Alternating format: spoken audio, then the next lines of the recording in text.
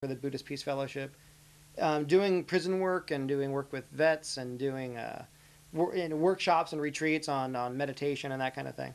But for me, you talking about my sense of humor, there's a kind of, there's a lot of language in Buddhism about mindful speech. And there's a sort of line, like sarcasm isn't very mindful speech. And I'm like, what the hell, really? It's pretty mindful. If someone walks by and if somebody makes a rude comment, I could look at the person who made the rude comment and go, you're a really rude person. But that might shut them down. I could say like, hey, that was real nice. A real class act.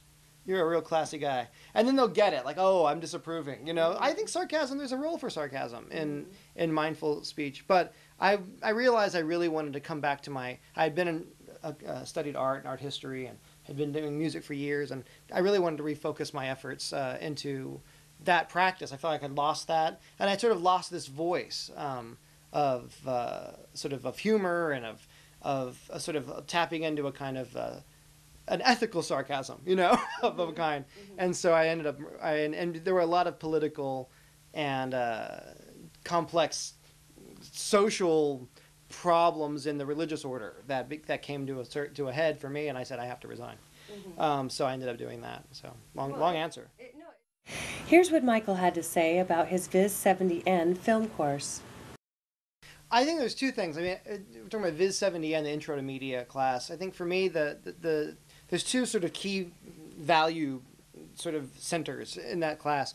One is I really think that class challenges students to think in a very critical way about the construction of the image on the screen and how it is that how filmmakers are making cinematographic images, how they're composing images on the screen, how they're constructing edits, how they're creating illusion for you, and that what we're seeing on the screen isn't real, that everything is sort of magical and has layers of authenticity and inauthenticity in them. So documentary films, cinema verite documentary, feature films, films that are fictional, films that are animation, all of them have a real important degree of construction and the sort of the vision of the artist making the film, so that the truthfulness of the movie is somewhat subjective in almost every work of media.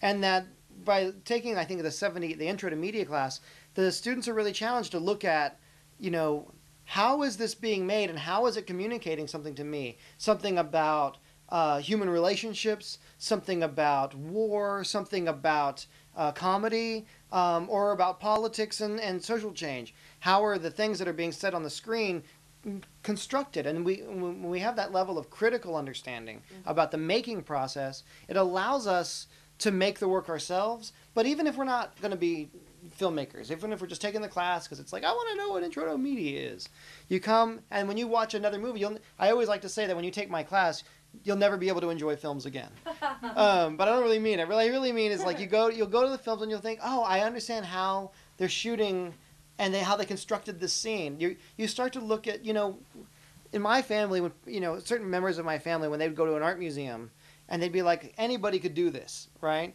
But when you learn how it's made, you realize, oh, there's a lot of complex layers to filmmaking, as there are with abstract art or sculpture or performance, that with language poetry, that it isn't just something you just jumble up a bunch of words. That there's a real form and a structure. So I think for students to be exposed to something that they're so familiar with YouTube and web video and television and even video games are so inundated with media images that there actually is a construction process. And I think it's kind of fascinating. The second thing I think is the value center, which is I think in my classes in particular, I try to level the playing field between highbrow artwork like video art or conceptual video art, works by like Linda Montano and Martha Rossler and Kota Izawa, works by artists who exhibit primarily in art museums and art galleries, and also bring in Pantene Pro V television commercials and Sanford and Son and All in the Family and everything in between, so that there isn't this sense that if I want to do visual arts or if I want to be a filmmaker, even if I just want to study it, I have to only watch the things that are really, really difficult and weird and experimental and I can't understand. But in fact, to see that those things may be avant-garde. They may be looking forward, looking ahead, but there is a trajectory. There is a relationship between an MTV-style music video, a Pantene Pro V hair shampoo commercial, and a work of art by a video artist or someone doing something much more abstract and unusual. That there needs to be a real understanding of this, of not necessarily a linear trajectory, but that there's a relationship and there's a kind of there can be various forms of crossover among those. Because I think that it's easy to say, well, I like this kind of film, and I don't understand what that other weird stuff is, or I like this kind of film, and everything else is below me, and I'm too sophisticated for those other things. But I think there's a lot of value in Volkswagen commercials, and I think there's a lot of value aesthetically to obviously to video art and fine art. That doesn't address the marketplace concerns. I have a lot of contempt for the marketplace of media, and that's not something we really get to. In my classes, I don't talk about how to sell a film or how to market a film or how to make a film make a lot of money, because those questions I have the luxury as an academic to not even have to worry about. Importantly, we asked Michael to share his thoughts about the future of the visual arts department here at UCSD. I mean, frankly, I always equate the kind of media that we're making in our department to what poets and writers and literature, writers of literature are doing.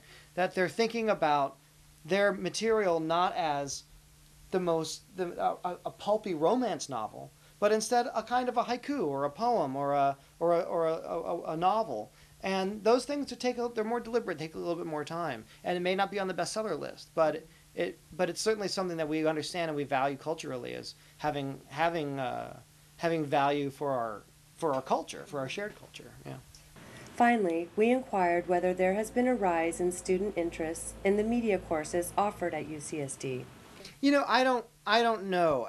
Part of it is I'm in my second year, so I haven't had enough time to really see a trajectory in that way. I do think that the tools have become so accessible, cameras and computers, software, and the ability to upload it, that it's kind of inspiring that people can make work in their living rooms and in their apartments, and they can put it on the web right away.